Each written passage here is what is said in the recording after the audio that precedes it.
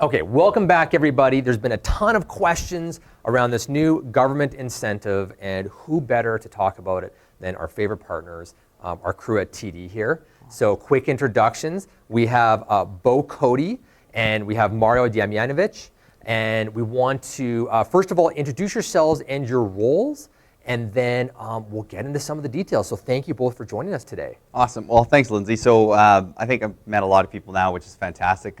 New to Calgary as of December, but I support TD as a senior sales manager here for the mortgage team. And Mario is part of my awesome team here in Calgary who do a lot of support with you guys, CIR, and I've got a few others as well. So I'm glad to be here to talk a little bit about the changes and some of the benefits that are going to help you guys in your industry. Cool. And Mario, you're one of the reps at our downtown office as well. I am. And you're one of the managers as well at TD. Well, it's just the title more so. Oh, okay, cool. Manage our own business, I guess. So we'll like call it that. Yeah, I like it. So, Very but cool. I'm actually in the downtown office. So, as most of you know, I've been with CIR or part of the CIR team here on the mortgage side for I think we're getting on to 6 or 7 years now. It's been some time. And yeah, Bo is our new sales manager as of about a half a year ago. So yeah. So thank you for having us on again today. This is great. Cool. Well, let's get into it, because this was announced with not a lot of clarity at the start. So let's start from the beginning. I know it's a government program, but where did the whole idea come from? Yeah, so I actually did a lot of research myself to figure this out because I was interested to know, usually when the Canada government comes out with an incentive program, it usually comes from somewhere. And so the research that I found is it actually started in London, England. And so what happened is they actually came up with a program to find a way to incentivize people in the new construction area. That was where it was started in England, more so London in downtown core where they were doing construction. They wanted more people to buy, but they couldn't afford it. So what they did is they built, they called it the government scheme, funniest name ever. Yeah, funny.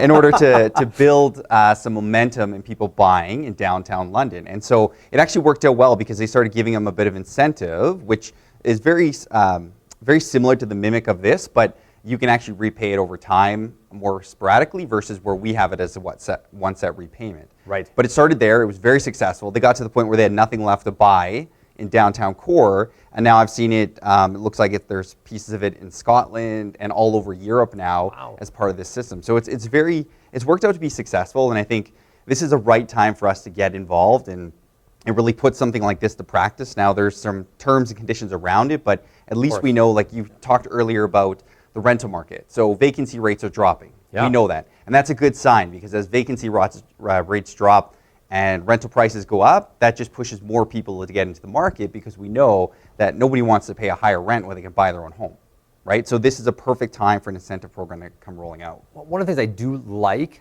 it's nice anytime I always ask, we teach classes about trying to read stats and things like that, and we always say, does it make homes more affordable or less affordable? Does it make people easier to buy or harder to buy? And very questions. If interest rates go up, it makes it harder to buy. If there's more incentives put in place, it makes things easier to buy. And obviously the mortgage stress test makes things harder to buy. And you can just ask these questions about how it affects the market overall. So I like that this has actually been tested in other marketplaces around Europe and things, so we're just sort of following suit. Yeah. Okay, so we have a few visuals as well to walk us through some of the details, but when can we start actually accessing this incentive, and how is a first-time home buyer defined?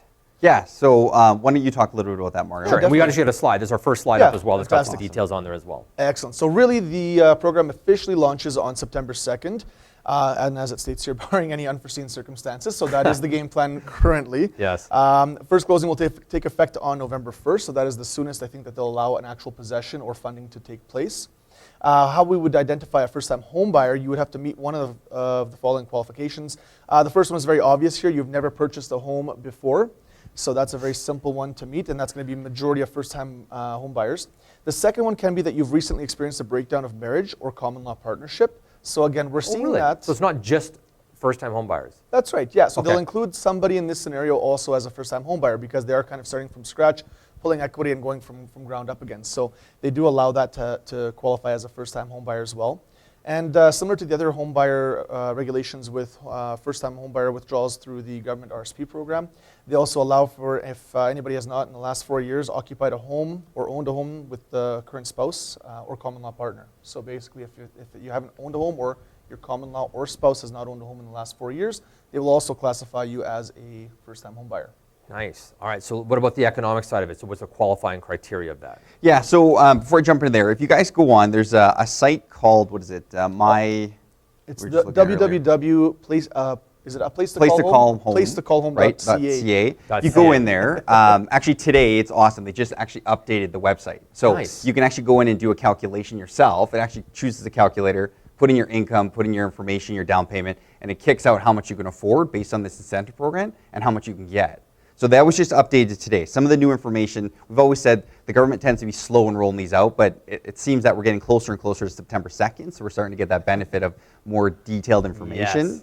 Yes. So the way it works is essentially the government has basically said, we're going to say $120,000 of max income, okay? Regardless if it's you, your parents on it, a friend, a spouse, whatever. You can't go more than $120,000. If you make more than $120,000 qualified income between the two of you, you do not qualify for this program. Cool. Jordan, let's throw that slide up on the next one there.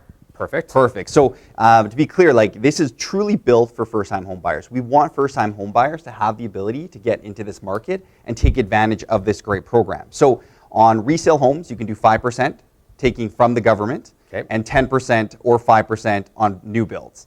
But you have to have a minimum of 5% of your own money. Got it. If you don't, it doesn't work. Got it. Now Okay. with CMHC, they do allow you to have gifted, which is fantastic. So it does help support that piece of your own funds to get into the market, but you have to have the 5% yourself. You can't start out and say, okay, I want 5 from the government, you got 0. Yeah. It doesn't work that Yeah, way. You fair. got to have the 5 to start with. Okay. Yeah.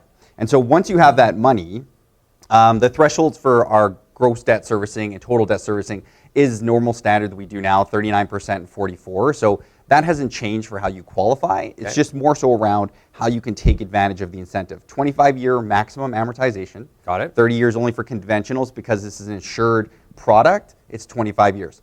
Now, you have 3 insurers, Canada Guarantee, Genworth, and CMHC. CMHC is actually the one who's going to do the administration of this entire product, Okay. but they aren't the only insurer facilitating it. Okay, so they will all run through CMHC, but you can do your Canada Guarantee, Genworth, and CMHC to get this approved, depending on which place goes through. Now, every institution has the ability to take advantage of this, so there's an opportunity for everybody to win at it. TD tends to be the leading in this type of area because we want the business, and Awesome. we tend to educate our people a little bit quicker on these programs to take advantage of it. Nice. Yeah. Nice. So Well, one thing though I want to say, Lindsay, is we've got 3 years, $1.25 billion. That's it. No more money. They're literally saying we're putting a cap on this. You got 3 years and $1.25 billion. Once it's gone, incentive's gone. Right. They So if made you're it very going to take clear. advantage of it, then Yeah. you got to do it now. Exactly. And probably being early is not a bad thing, especially if prices over time, if interest rates continue to be where they are, we do expect prices to climb. This is a great reason to touch base with your folks today. Yeah. So clarification on the timing, maybe you guys can answer this or not.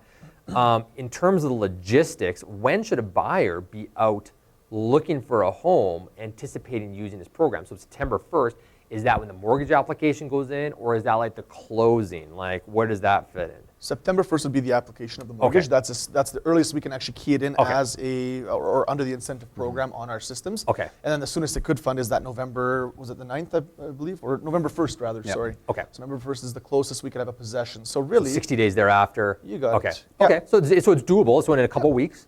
So prep your clients now, get them set up on searches, Definitely. and let's do this. This is all just reasons to reach out to your database.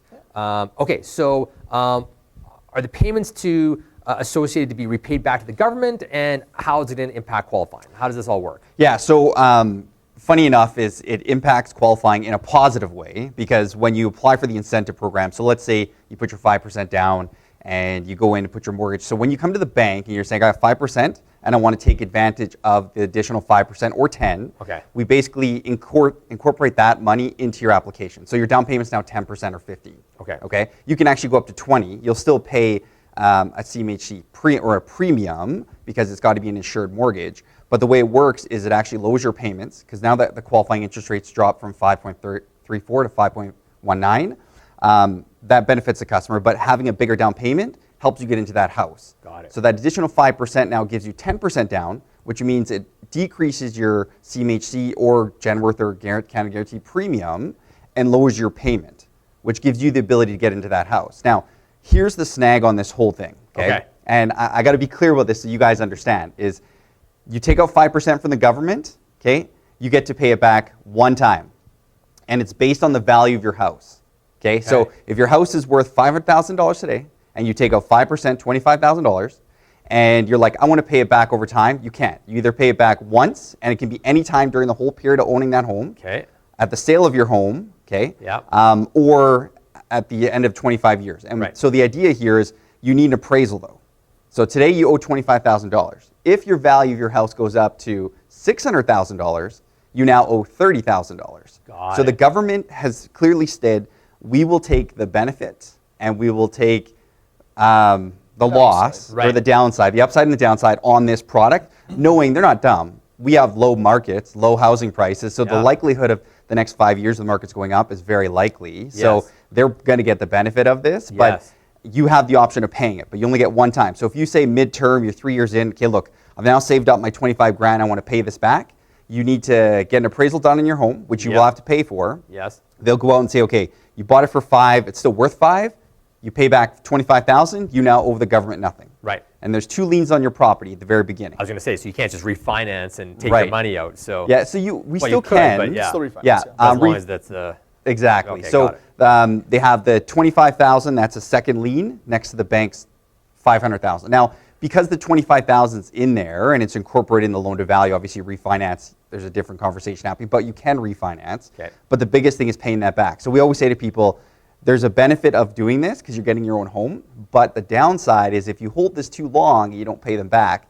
If you were to sell, let's say markets come up and then start coming down again, and you want to sell, but you don't have enough money to pay back the government and the bank, they won't let you sell. You're stuck in that house. Right? And so you got to pick what's best for you. I think for me, home ownership is key, and I think a lot of people are going to say, regardless, okay, fine, if I got to pay the government back a little bit of extra money, at least I own my own home. And to me, that's important, right? Well, and forced savings. It's like you're paying down equity all the time. We've stated the stats before about the average net worth of homeowners versus renters, and people always say, oh, no, if you rent, then you can invest the money and it's better. It's like, yeah, in a perfect world scenario, that's right. But we don't operate that way as humanity. It's like your house is the best forced savings plan you possibly have. So it's amazing. Okay, so and there's no interest rate on this. Like this is literally, here's $25,000 leaned up against your house. Don't pay us anything until you're ready to get rid of it. No interest beared. Now, the interest could seem like high when you sell based on market value, but they're not charging a monthly payment. We don't incorporate it in our debt servicing. It's literally, they're giving you 5%, goes on as a lien, doesn't impact how you qualify, and that's it. And as per the verbiage on the site and everything, it's a share equity is what it is, or an equity share that they're taking. So they have that interest in the property, but that also means they're investing in you and in our market. So it's hopefully a good indicator that they're anticipating, So the maximum that they'll give you is the 10% or the 5% to match up to 10%, right? Is that the way that works? They'll do an additional 10% if it's a new build. So they will do, if you put 5% down on a new build, they will allow another 10% on top of that. So, which means that they would take a 10% share afterwards as well. So timely repayment is key, but. Got it. Got it. Okay. Interesting. Okay. So that's the timing of the repayment rather, right? So. Any other considerations? Anything else people need to know about it? You know what? I think you got to start talking to your customers now. What's going to happen here September 2nd, we're going to go live on this program. Everybody in Canada is going to take advantage of it. So if you're not in front of your customers and you got people sitting on the fence to buy, now's the time to do it. I always say we're like in the perfect storm. We've got low property values, lots of property on, like in our inventory. We've got low interest rates, cash incentives to buy, and now an incentive program that's saying, get in the market, right? So as rental rates, as rent goes up and vacancy rates come down, those people sitting on the fence are really going to feel the pinch. And there's no better time than now to get involved and get into this market. Amazing. And this, you have to be talking. Your clients don't know this. They don't know all these factors that are compounding in their favor. And the government, who's not a bunch of idiots, is making anyways. But there's lots of smart advisors as part of the government and stuff. But the point is regardless of your political feeling, they're not doing this to lose a ton of money. No. It's like they're looking at the lending environment, and they're saying prices are probably going to go up as the economy strengthens, and this is something that we can smartly invest into and be okay with it. So make sure that you guys are talking to your clients about this and letting them know what's going on. Thank you guys so much for sharing, and we're going to talk a little bit more about some of these other forces that are at play in the marketplace in just a minute right now. But before that, we got another TD tip about builders mortgages. So we'll be right back.